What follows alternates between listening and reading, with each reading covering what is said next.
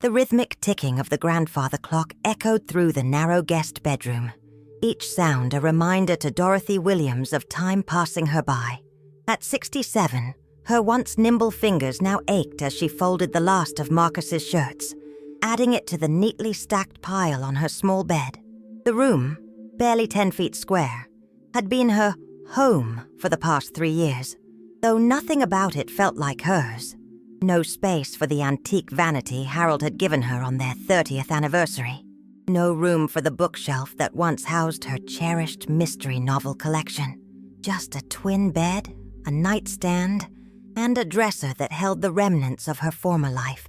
Outside her door, she could hear her 5-year-old granddaughter, Emma's television show blaring at full volume, while 3-year-old James's wails competed for attention. Ashley was on another work call, her voice carrying through the thin walls with professional composure that never extended beyond her Zoom meetings. "Dorothy!" Ashley's voice suddenly pierced through the chaos. "Can you please get James? I'm in the middle of something important." Dorothy closed her eyes, took a deep breath, and pressed her palms against her lower back, trying to ease the pain that had become her constant companion. She hadn't sat down since 6 a.m. when she'd risen to prepare breakfast for everyone before Marcus and Ashley rushed off to their corporate jobs, leaving her with the children, a sink full of dishes, and a list of chores that seemed to grow longer each day. "Coming, dear," she called back, her voice carrying a cheerfulness she didn't feel. As she made her way down the hallway of the modest suburban home, Dorothy caught her reflection in the decorative mirror. She barely recognized the woman staring back, silver hair pulled back in a practical bun, deep lines etched around eyes that had once sparkled with joy, shoulders slightly stooped from years of bending over to pick up after others. This wasn't how she had imagined her golden years. Later that evening, after the children were finally asleep and the house was quiet, Dorothy sat at the edge of her bed, a small wooden box open before her. Inside lay her weekly ritual, a Powerball ticket with the same 6 numbers she'd played faithfully for 32 years. 7, 14, 23, 38, 55, and 9. Harold's birthday, their anniversary date, the day they met, Emma's birthday, the number of years they'd been married when Harold passed, and the house number of their first home together. "Another week, another $1, she whispered to Harold's photograph on her nightstand. "Remember how you used to say our ship would come in someday? Oh, I'm still waiting, dear." As she carefully tucked the ticket into her wallet, Dorothy's phone buzzed with a text from Marcus. "Mom, we're staying out late. Can you make sure lunches are packed for tomorrow? Ashley has an early meeting."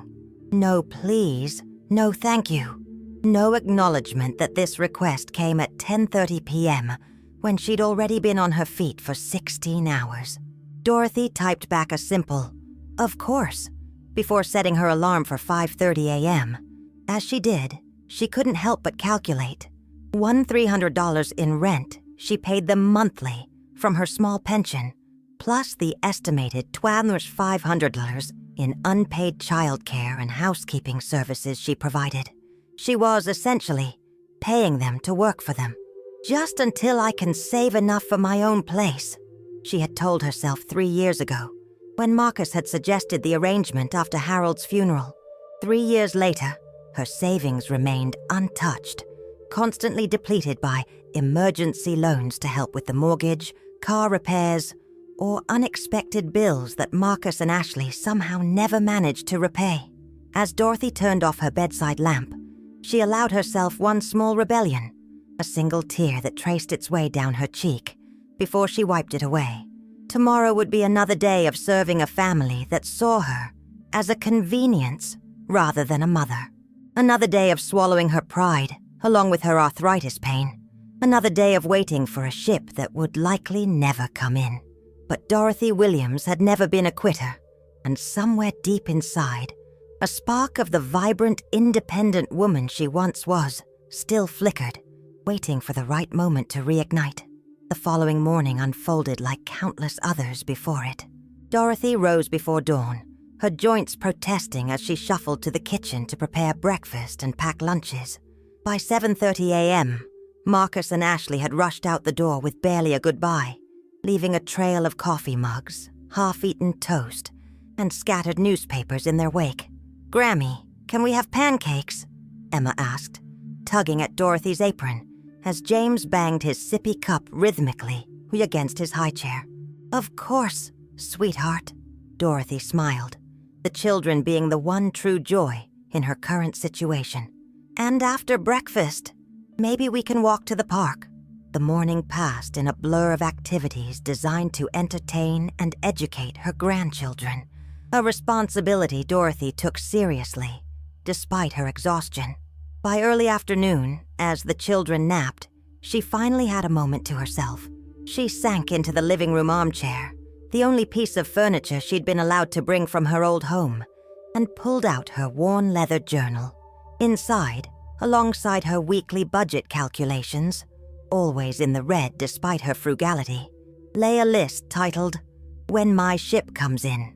It contained modest dreams, a small one-bedroom apartment with a balcony for her potted herbs, enough money to join the senior center's book club without worrying about the membership fee, perhaps even a weekend trip to Chicago to see the art museum Harold had always promised to take her to. "Mrs. Williams?" a voice called from the television, drawing Dorothy's attention to the local midday news. "It's time for the Powerball drawing from last night." Dorothy didn't rush to check her ticket. She never did. This ritual of playing was more about maintaining a connection to Harold and their shared dreams than any real expectation of winning. Still, she watched absently as the numbered balls tumbled in their chamber. "And the numbers are 7, 14, 23, 38, 55, and the Powerball is 9. Dorothy's hand froze on the page of her journal. Those numbers sounded familiar, too familiar. With trembling fingers, she reached for her purse and extracted the ticket she'd purchased 3 days earlier. "That can't be right," she whispered, comparing the numbers once, twice, 3 times. But there they were, identical to those announced on television. "Harold!" She sat motionless, the ticket clutched in her suddenly cold fingers, her heart racing in a way that concerned her. At her age, such excitement could be dangerous. She forced herself to take deep, measured breaths. "I need to be certain," she told herself, reaching for her outdated smartphone. With painstaking care, she navigated to the lottery website, her reading glasses perched on the end of her nose. The confirmation appeared in bold text. One winning ticket sold in Cedar Falls, Iowa. Estimated jackpot, $53 million. Dorothy's first instinct wasn't joy or excitement. It was caution. She'd spent too many years being practical, too many years being the responsible one, to suddenly believe in miracles. And if this was indeed real, she knew enough about human nature, especially her son and daughter-in-law's nature, to understand that she needed to be strategic. As the children continued their nap upstairs, Dorothy made a decision that would alter the course of her remaining years. Instead of calling Marcus or Ashley, she searched her contacts for a name she hadn't dialed in years. Richard Pembroke, Harold's attorney and friend. "Richard, it's Dorothy Williams," she said when he answered, her voice steady despite her inner turmoil. "I believe I may need your services. Could we meet privately? Today, if possible." 2 hours later, having arranged for the neighbor's teenage daughter to watch the children for a doctor's appointment, Dorothy sat in the understated office of Pembroke Legal Services, her winning ticket safely tucked into an envelope inside her modest handbag. "Dorothy, it's been too long," Richard said, rising from behind his desk to greet her. At 70, he remained sharp and spry, his bow tie a familiar touch that reminded her of happier times. "What can I help you with today?" "Before I show you something, Richard, I need your absolute confidence. No one can know about this visit, especially not Marcus." Richard's eyebrows rose slightly, but he nodded. "You have attorney-client privilege, Dorothy. Nothing leaves this room without your permission." With that assurance, Dorothy removed the envelope and slid it across the desk. "I believe I may have won the lottery." Richard's expression remained professionally neutral, as he examined the ticket and compared it to the official results on his computer. After a moment, he looked up, a smile breaking through his composure. "Dorothy, this appears to be legitimate. You're holding a ticket worth approximately $53 million, or about $31.8 million if you take the lump sum after taxes." The number, spoken aloud, nearly caused Dorothy to sway in her seat. Richard quickly poured her a glass of water, which she accepted gratefully. "There's something else," Richard continued after giving her a moment to collect herself. "Something I've been waiting for the right time to discuss with you. Perhaps that time is now." From his desk drawer, he withdrew a thick file labeled Williams, Harold. Personal instructions. The sight of her late husband's name caused Dorothy's throat to tighten. Harold left specific instructions that certain information was to be shared with you only in the event you came into a significant sum of money, or if 5 years passed after his death, whichever came first. We're approaching that 5-year mark, but it seems circumstances have accelerated the timeline. Dorothy's hands trembled slightly as Richard handed her the file. "What kind of information?" "Before you open that, Dorothy, let me prepare you. Harold loved you very deeply, and everything he did was to protect you, including hiring a private investigator to look into Marcus and Ashley's finances shortly before he passed away." The file felt unexpectedly heavy in Dorothy's hands, weighted not just with paper but with revelations she suddenly wasn't sure she was ready to face. Her thumb caressed the label, Harold's name in Richard's neat block lettering bringing a fresh wave of grief mingled with curiosity. "Take your time," Richard said gently, standing to give her privacy. "I'll go arrange for some tea." Alone in the office, Dorothy opened the file.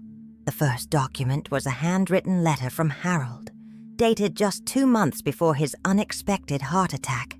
His familiar handwriting, slightly slanted with precise loops, brought tears to her eyes. "My dearest Dorothy, if you're reading this, I'm no longer by your side, and either Richard has determined the time is right, or you've had a significant change in financial circumstances. I pray it's the latter, as we both know how you've played those same numbers religiously since the day we met.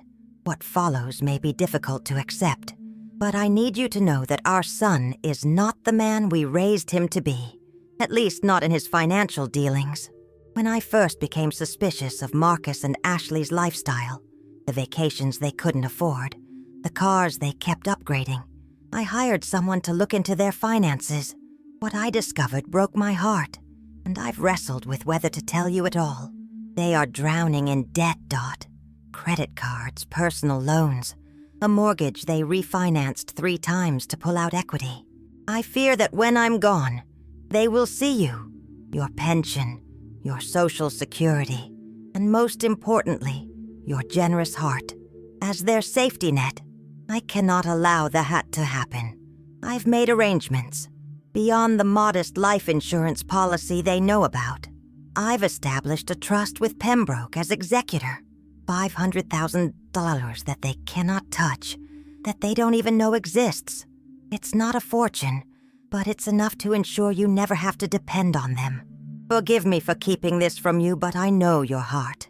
You would have insisted we help them. Bail them out once more. Sometimes love means allowing people to face the consequences of their actions. Always and forever yours. Harold. Dorothy pressed the letter to her chest, her eyes closed as she absorbed Harold's words. So many pieces falling into place. Marcus's sudden interest in having her move in after Harold's death, the emergencies that required loans from her limited savings, the casual way they accepted her domestic labor without compensation. Behind Harold's letter lay detailed financial reports from the private investigator. $47,000 in credit card debt spread across 8 cards. A mortgage $78,000 underwater due to repeated cash-out refinancing. Car loans on vehicles they couldn't afford. And a pattern of late payments on nearly every obligation. Most damning was a transcript of a phone conversation between Marcus and Ashley, just days after Harold's funeral, discussing how Dorothy's pension and free childcare would Solve our short-term cash flow problems. I've seen enough, Dorothy said when Richard returned with tea. Her voice was different, harder, clearer, with a resolve that surprised even her. What do I need to do about this lottery ticket? And how quickly can I access Harold's trust? Richard detailed the process, claiming the lottery winnings anonymously through a trust, legal in Iowa, the tax implications, the timeline for receiving funds. Throughout his explanation, Dorothy sat straight-backed, taking notes in the small notebook she always carried, asking pointed questions about investment strategies and asset protection. You seem different, Dorothy, Richard observed as their meeting concluded. I am different, she replied, tucking both the lottery ticket and Harold's file safely into her handbag. For 3 years, I've been living as a guest in my own life. That ends today. As Dorothy stepped out of Richard's office into the bright afternoon sunshine, she felt a strange lightness. The arthritis in her knees seemed less pronounced, her shoulders less burdened. She checked her watch. Still 2 hours before she needed to relieve the babysitter. 2 hours to begin reclaiming her life. Her first stop was Cedar Ridge Senior Living Community, an upscale independent living facility she'd driven past countless times, always with a wistful glance. Today she walked through the front doors with purpose, requesting a tour and information packet from the surprised receptionist, who was unaccustomed to walk-ins. I'm considering a change of residence, Dorothy explained, allowing herself to be guided through spacious apartments with balconies overlooking landscaped gardens, a library filled with comfortable chairs, a pool where silver-haired residents participated in water aerobics.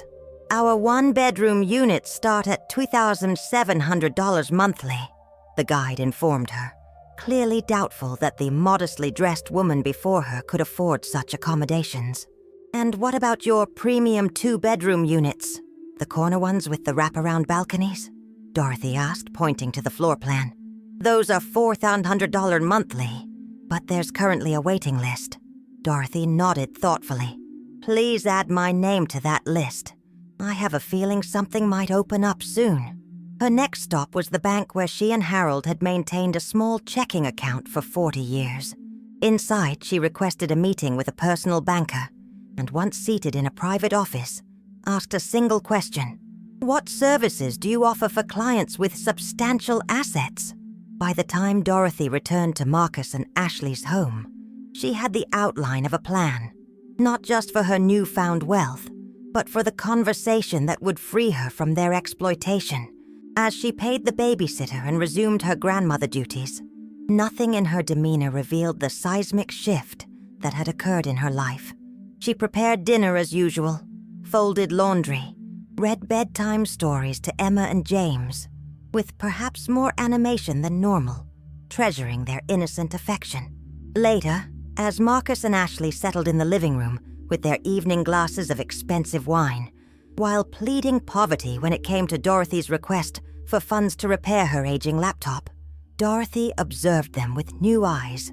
They were not villains in a melodrama, just entitled, overextended adults who had chosen financial recklessness over responsibility and who had seen her as a convenient solution rather than a person with her own dreams and needs. Is everything okay, Mom? Marcus asked, noticing her uncharacteristic silence. You seem distracted. Actually, Dorothy replied, settling into her armchair with unaccustomed assertiveness. There's something important we need to discuss about my living arrangements and about our financial relationship moving forward. Ashley's perfectly manicured fingers tightened around her wine glass, a flicker of alarm crossing her face before she composed herself. What about your living arrangements? I thought you were happy here with us, Dorothy.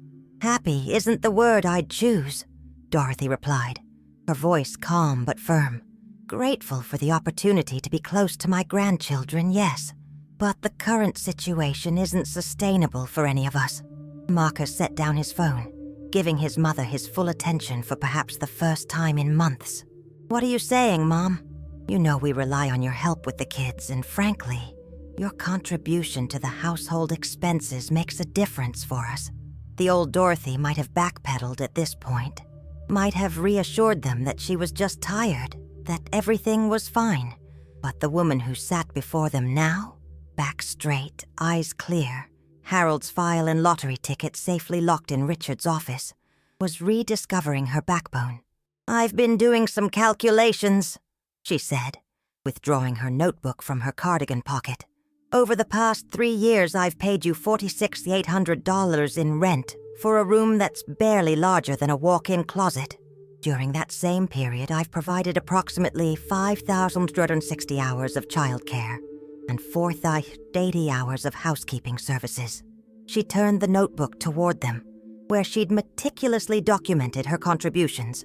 "At market rates, that's about $87,360 worth of childcare and $65,700 worth of housekeeping. That's a total value of $153,060 I've provided to this household, while paying you nearly $47,000 for the privilege." The color drained from Ashley's face. Marcus's mouth opened and closed several times before he found his voice. "Mom, that's not fair. We're family. You're not an employee or a tenant. You're my mother. We've given you a home when you had nowhere else to go after Dad died." "Okay, that's not entirely accurate," Dorothy replied, years of suppressed frustration finally finding expression. "I had options. I could have stayed in my own home, which was fully paid off, if you hadn't convinced me to sell it because it was too much for a woman your age to maintain. The $180,000 from that sale, money that could have sustained me comfortably for years, went where exactly, Marcus?" Ashley set down her wine glass with a sharp click against the coffee table. "That's unfair, Dorothy. We helped you invest that money for your future. Yes, the investments that mysteriously lost value and required additional emergency injections of cash from my pension savings. How strange that all those investments aligned perfectly with your cash flow problems." Marcus's face flushed. "You're out of line, Mom. We've given you a home, made you part of our family. No, Marcus, you've treated me like an asset to be leveraged, not a mother to be cherished," Dorothy interrupted, her voice cracking slightly before she steadied it. "Your father knew. Before he died, he suspected what you might do. That's why he hired a private investigator to look into your finances." The bomb dropped. Dorothy watched as shock, then anger, then fear cascaded across her son's face. "He what?" Marcus whispered. Dorothy opened her handbag and removed a copy of the investigator's summary report that Richard had prepared for her. She placed it on the coffee table between them. 8 credit cards maxed out. A home equity line of credit depleted. Car loans for vehicles you can't afford. Your father knew you'd see me as a financial solution, not as your mother, who deserved dignity in her final years. Ashley's facade cracked first. "You don't understand our situation, Dorothy. The economy, the children's needs, our careers." "I understand perfectly," Dorothy replied. "I understand that you've been paying the minimum on your Nordstrom card while charging me $300 a month to sleep on a second-hand mattress and work 12-hour days caring for your home and children." Marcus leaned forward, his expression shifting to the conciliatory tone he used when trying to convince her to lend him money. "Mom, I admit we've made some financial mistakes, but we're family. We support each other. That's what families do." "Yes, families support each other," Dorothy agreed. "But support doesn't mean exploitation. It doesn't mean treating your mother like an indentured servant because you can't control your spending." She stood, smoothing her skirt with dignity. "I'll be moving out at the end of the month." "Moving out? To where?" Marcus sputtered. "On your pension? In this housing market? Be realistic, Mom.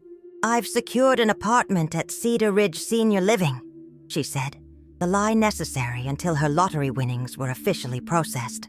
"That place? Those apartments cost a fortune," Ashley exclaimed.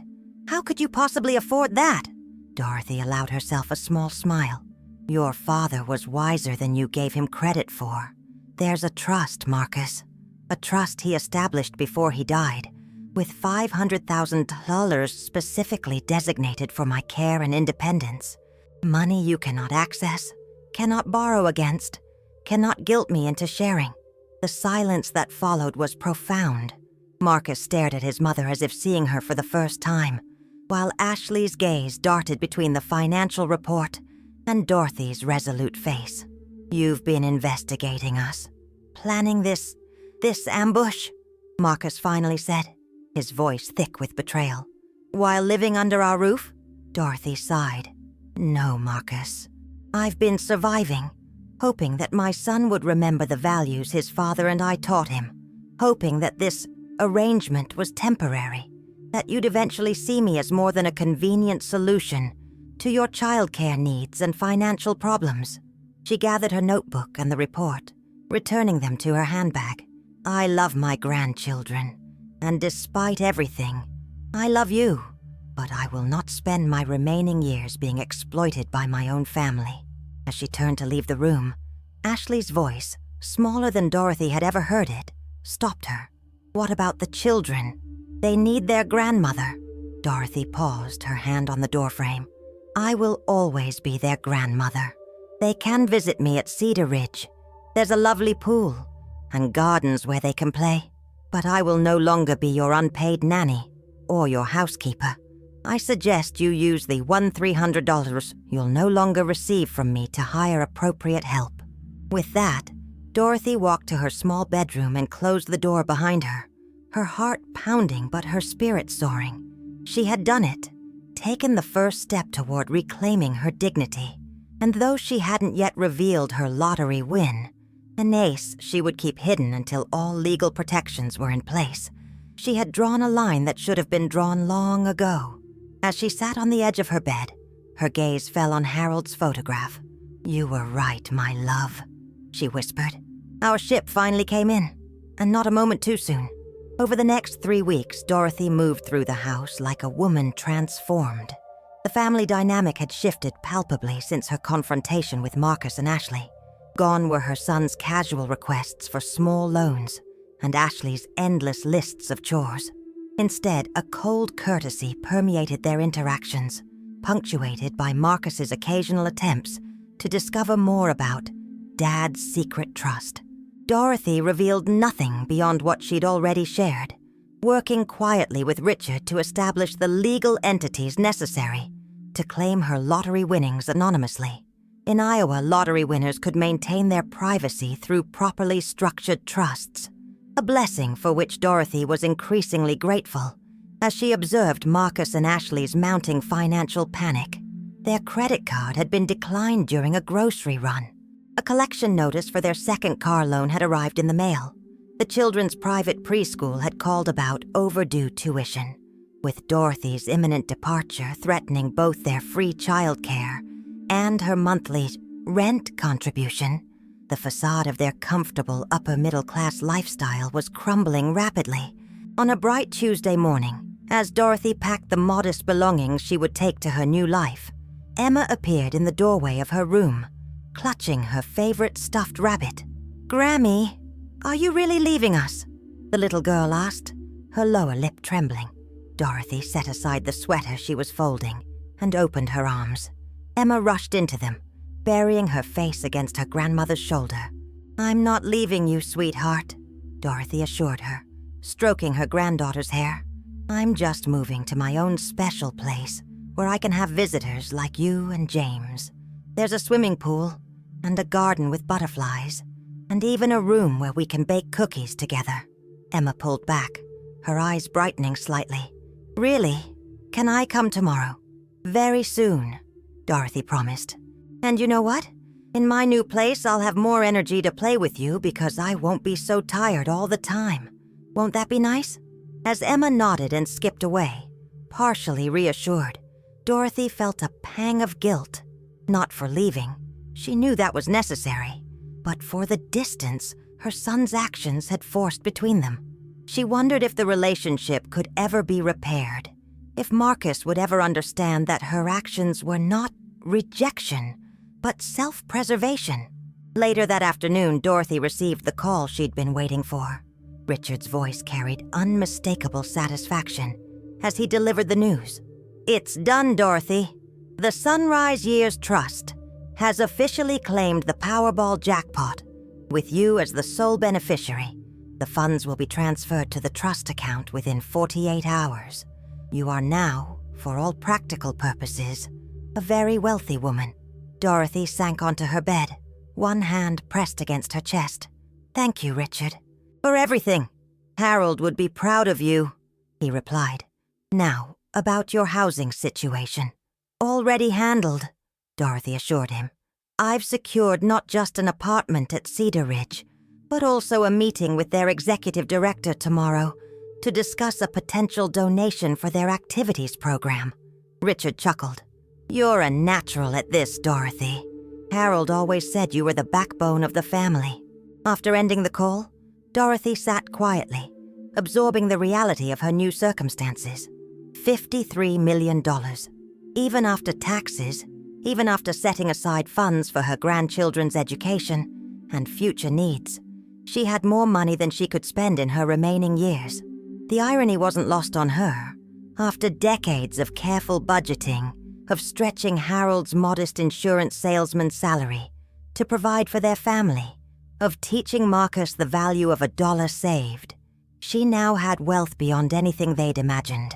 And Marcus, with his six-figure income and his wife's successful real estate career, stood on the brink of financial collapse due to their inability to live within their means. Dorothy's reverie was interrupted by a soft knock on her door. Ashley stood in the hallway, her normally perfect appearance showing signs of strain. Unwashed hair pulled into a messy ponytail, eyes rimmed with the telltale redness of recent tears. "May I come in?" she asked, her voice lacking its usual confident edge. Dorothy nodded, gesturing to the single chair in the corner of her room.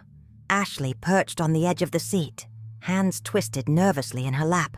"Dorothy, I owe you an apology. Marcus and I, we haven't treated you with the respect you deserve." The admission, clearly difficult for her proud daughter-in-law, hung in the air between them. "No, you haven't," Dorothy agreed simply, neither attacking nor absolving. "The thing is," Ashley continued, her voice catching, "we're in real trouble, Dorothy. Worse than you know.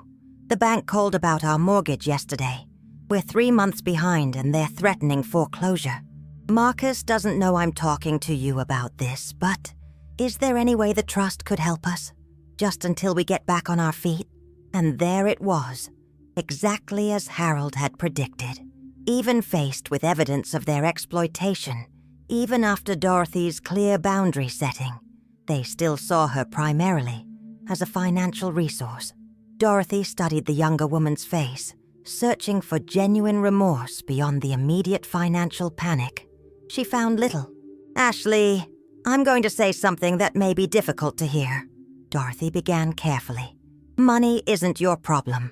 Your relationship with money is your problem. No loan, no gift, no bailout will change that fundamental issue. But the house, the children, will be better served by parents who learn to live responsibly than by another temporary rescue that enables more of the same behavior," Dorothy finished firmly. "I'm not abandoning my family. I'll always be there for Emma and James. But I won't enable financial decisions that ultimately hurt all of you." Ashley's expression hardened, the vulnerability replaced by familiar resentment. "So that's it? You'll live in luxury while we lose everything? Some grandmother you are." The barb was designed to sting, to trigger the guilt that had kept Dorothy compliant for years. But the woman who received it was no longer defined by others' expectations or manipulations. "I offered my home to you and Marcus when you were first married and struggling," Dorothy reminded her. "A home with no mortgage, where you could have saved for your future. You declined because the neighborhood wasn't prestigious enough. I offered to watch the children 3 days a week so you could work part-time and reduce your childcare costs. You insisted on full-time help so you could pursue your career. These were your choices, Ashley." She stood, signaling the end of the conversation. "I suggest you and Marcus meet with a financial counselor. When you're ready to address the real issues, I'll be there to support you, emotionally, not financially." After Ashley left, closing the door with slightly more force than necessary, Dorothy returned to her packing with renewed determination. The confrontation, though painful, had confirmed the wisdom of her approach. Real love sometimes meant withholding the very things someone thought they wanted in favor of what they truly needed. As evening fell, Dorothy completed her preparations for the next day's move. Her few precious possessions, Harold's photograph, their wedding album, her mother's pearl earrings, and a small collection of beloved books were carefully packed in 2 modest suitcases. The rest, furniture, household items, clothing she'd worn while cleaning and cooking, she would leave behind. Tomorrow would mark not just a change of residence, but a reclamation of identity. Dorothy Williams would no longer be defined by her utility to others, but by her own choices and values. With financial security beyond anything she'd imagined, and the wisdom gained through hardship, she stood ready to embrace the final chapters of her life with purpose and dignity.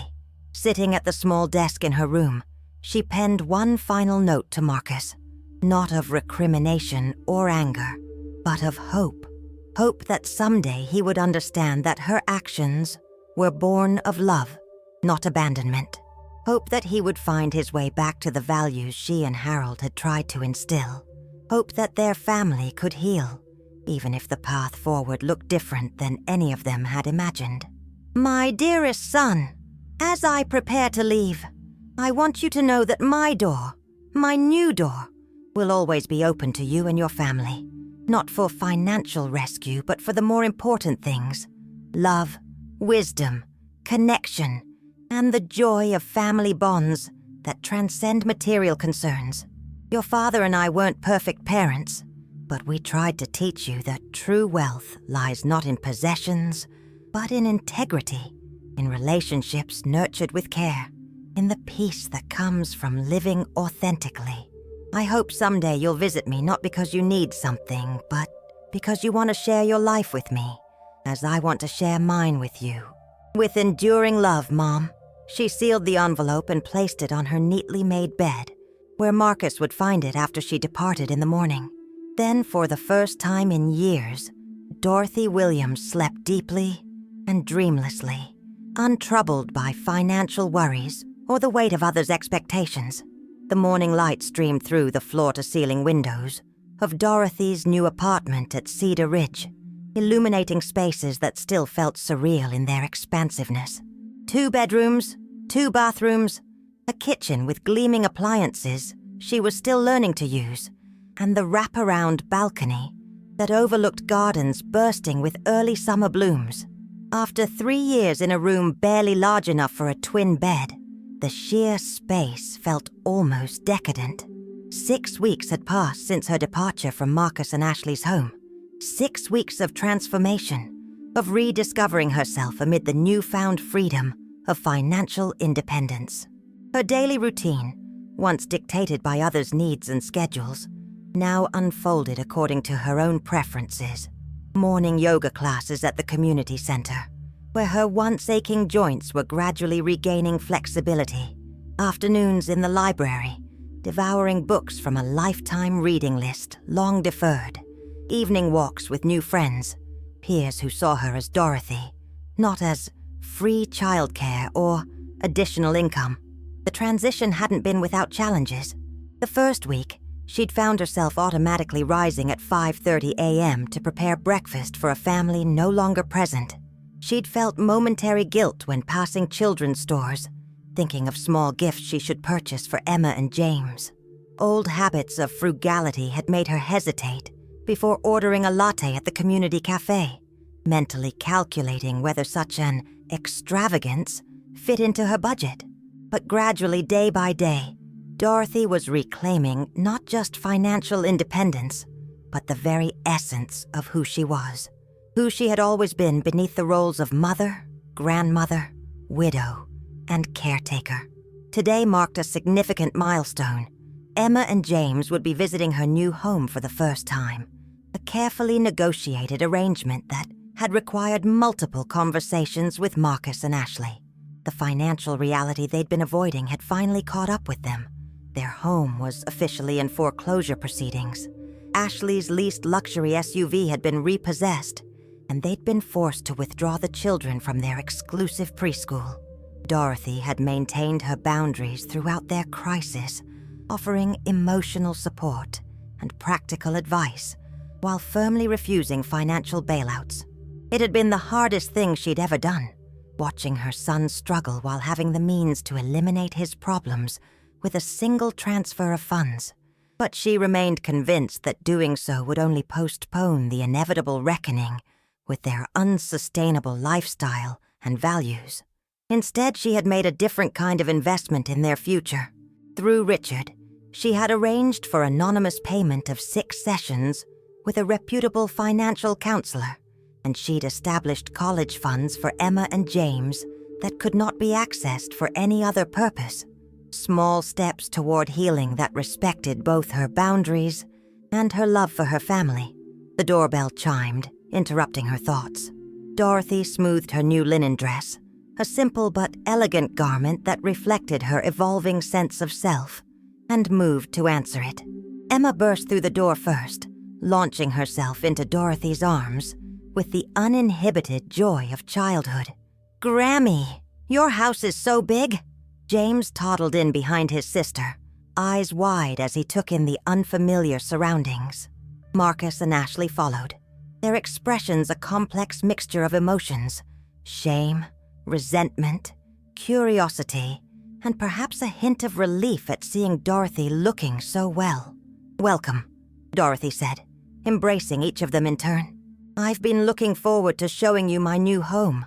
The next hour passed in a flurry of activity, as the children explored every corner of the apartment, exclaiming over the magic refrigerator with its ice dispenser, the bouncy beds in the guest room, prepared especially for their future overnight visits, and the balcony, where Dorothy had planted a small butterfly garden with them in mind.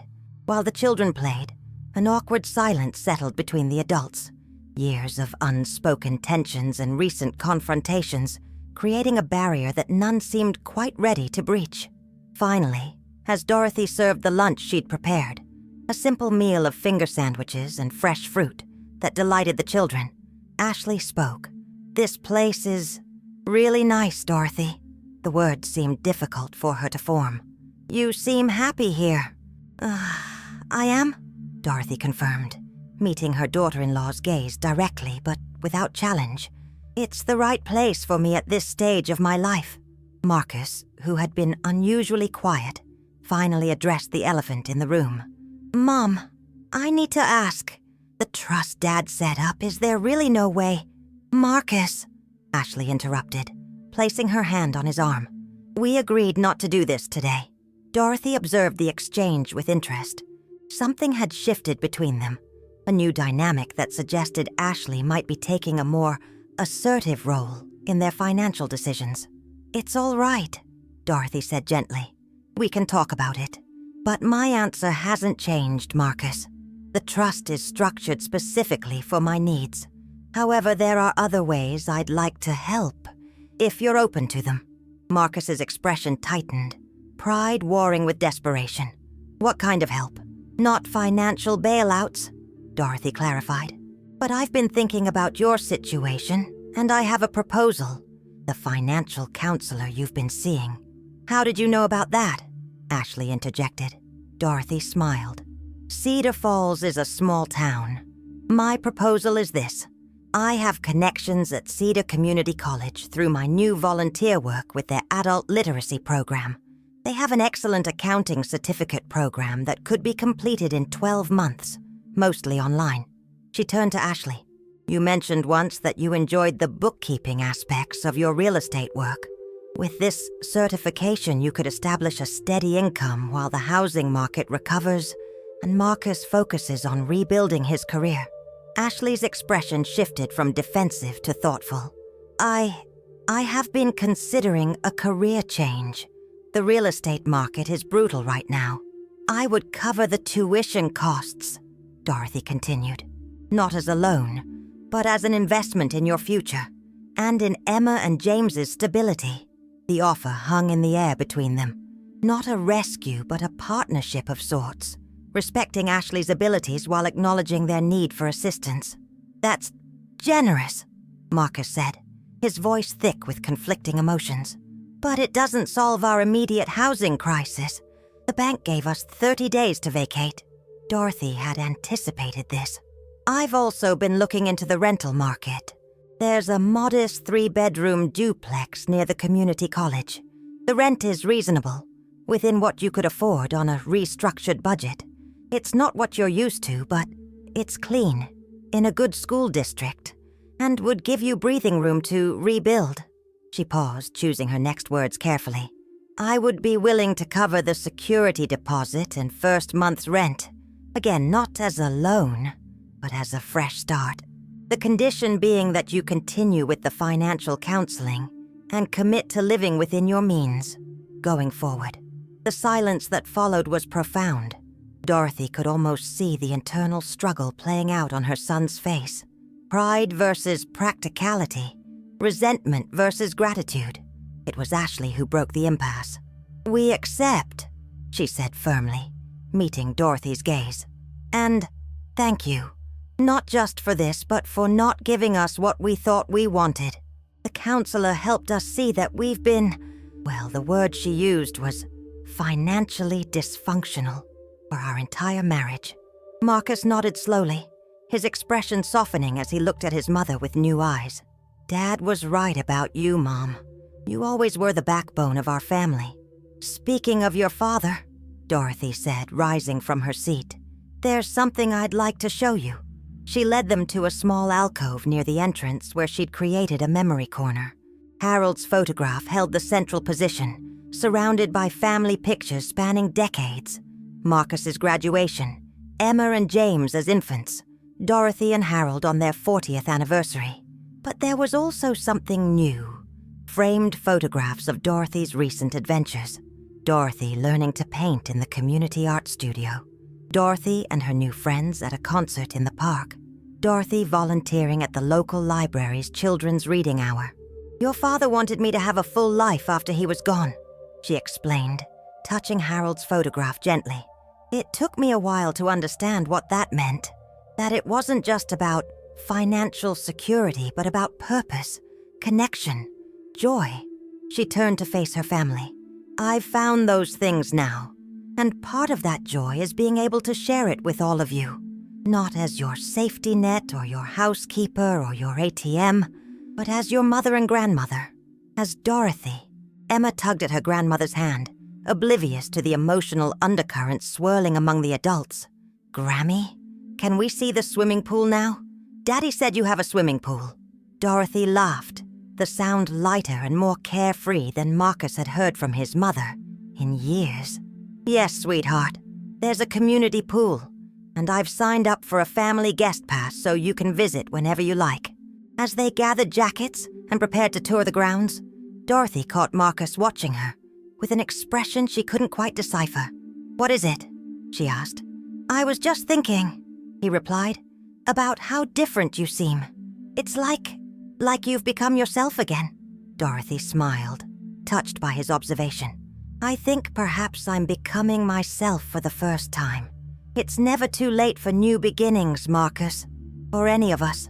As they stepped out into the sunshine, Dorothy Williams walked with the confident stride of a woman who had reclaimed not just her financial independence, but her essential dignity. The lottery win had been the catalyst, but the true transformation had come from within, from the courage to stand up for herself, to set boundaries, and to redefine family relationships based on mutual respect rather than exploitation. Behind them, through the open balcony doors, a gentle breeze stirred the pages of Dorothy's journal, now filled with plans and dreams rather than budgets and worries. On the final page, in her neat handwriting, a single quote from Harold's favorite poem, "The best is yet to be." And for Dorothy Williams at 67, that promise was finally coming true. If you enjoyed this story of empowerment and redemption, don't forget to subscribe to our channel, hit that like button, and leave a comment letting us know what you thought of Dorothy's journey. Your support helps us continue bringing these meaningful stories to life every week. Thanks for listening.